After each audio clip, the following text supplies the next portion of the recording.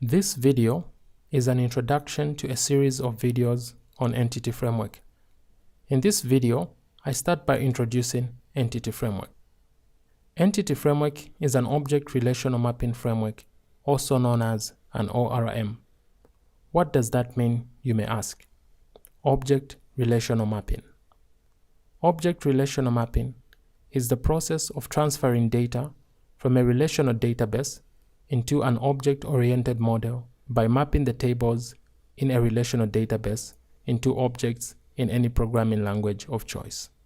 This allows programmers to access data from a relational database right from within the programming language in an object-oriented manner.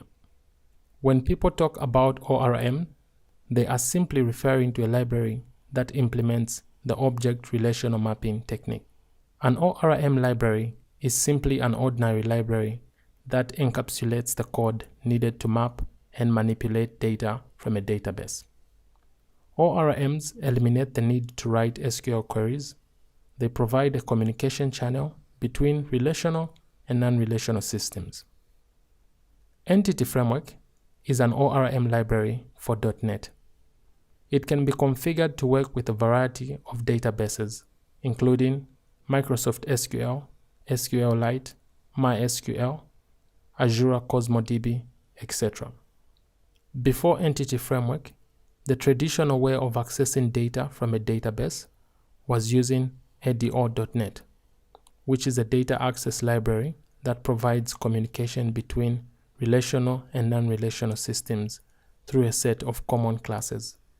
The downside of using ADO.NET is that a developer has to implement most of the data access logic. This includes creating and managing connections, managing SQL queries, mapping database object types into corresponding C# object types. This tends to be cumbersome and time-consuming. With the introduction of Entity Framework, all these processes have been automated.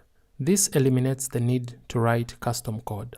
Entity Framework takes the responsibility of mapping the database entities and their relationships into C# objects. Aside from that, Entity Framework also provides methods to read, create, update, and delete data from a database right from within C#. This allows us to manipulate data in an object-oriented manner. Entity Framework, through the DB-Context class and the DB-Set class, exposes methods that we can use to query data, as well as perform filtering, sorting, and other data-related operations. The following code example demonstrates how data is queried using Entity Framework.